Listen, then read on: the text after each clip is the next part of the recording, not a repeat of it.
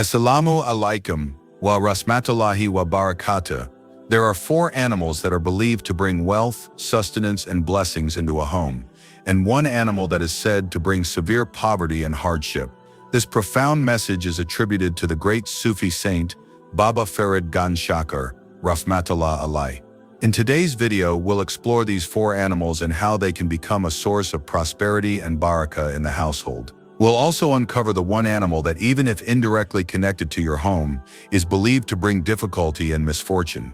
So if you are worried due to financial problems, if wealth is not coming into your home, if unemployment has taken root in your family, or if your business is not doing well, or even if you simply wish to become wealthy soon, then knowing about these 4 animals is extremely important for you. And equally important is knowing about that 1 animal whose presence, in any form, leads to a loss of barakah and destruction of livelihood. First animal, the sparrow. The first animal that brings wealth and blessings into a home is the sparrow. The sparrow is a bird found in nearly every region of the world, whether hot or cold. The specific species may vary by region, but in countries like Pakistan, India, and other parts of Asia, the house sparrow is common. Spiritual elders regard the sparrow as a symbol of prosperity and blessings. It is believed that if the sparrow population starts increasing in a city, prosperity is on its way. Conversely, if their numbers decline, difficulties are coming. About 15 years ago, sparrows were seen everywhere in cities. Their chirping would wake us up in the morning, but over time their numbers have mysteriously declined. Today we rarely see them, and as their numbers fell, people's problems and worries increased. It is said that Allah commands the bird to build its nest in a house. If the bird lays eggs in the nest and the family lets them hatch and grow, it brings immense blessings and the household's hardships are lifted. Important note: never destroy such a nest. Only remove a nest if it has been abandoned for at least 6 months. If the bird is still visiting or nesting, do not touch it, as destroying such a nest could bring serious misfortune. If you wish to invite blessings and keep hardships away from your home, start placing food and water for birds on your rooftop. If you can't afford to feed them, at least put out water, especially in summer, when many birds die simply from thirst. Doing this earns great reward. Sparrows and other birds will become attached to your home, which in turn will bring happiness and blessings, inshallah. Second animal, the pigeon. The second bird mentioned by Baba Farid Rahmatullah Allah is the pigeon. The pigeon is regarded as one of the most spiritually pure birds and is known to be in constant worship of Allah. It is said that whenever a pigeon opens its eyes at night, it begins to engage in the remembrance of Allah.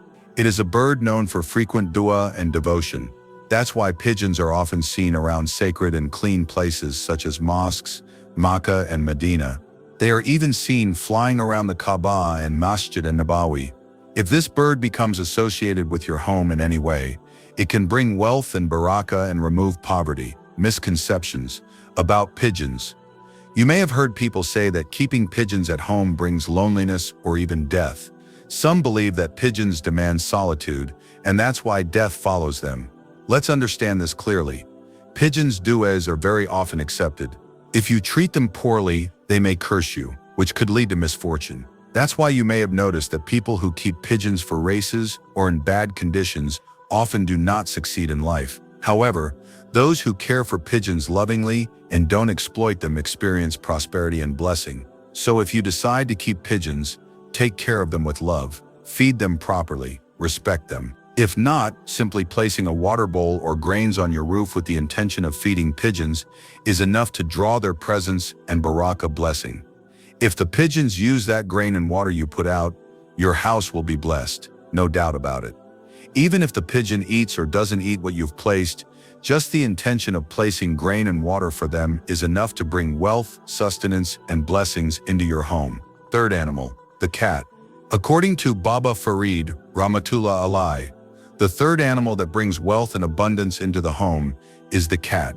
Believe it or not, if a cat becomes connected to your home in any way, then not only will money and wealth begin to flow into your life, but you will start receiving more wealth than you could have ever imagined, even in your dreams. You may have heard stories or witnessed people in real life whose lives drastically changed after caring for cats. In fact, I have personally seen countless people who loved cats or used to feed the stray cats in their streets, or simply took care of them in any way. Later, these people, who once struggled to afford even 2 meals a day, became some of the wealthiest individuals in the city. Hadith of Prophet Sulaiman, peace be upon him.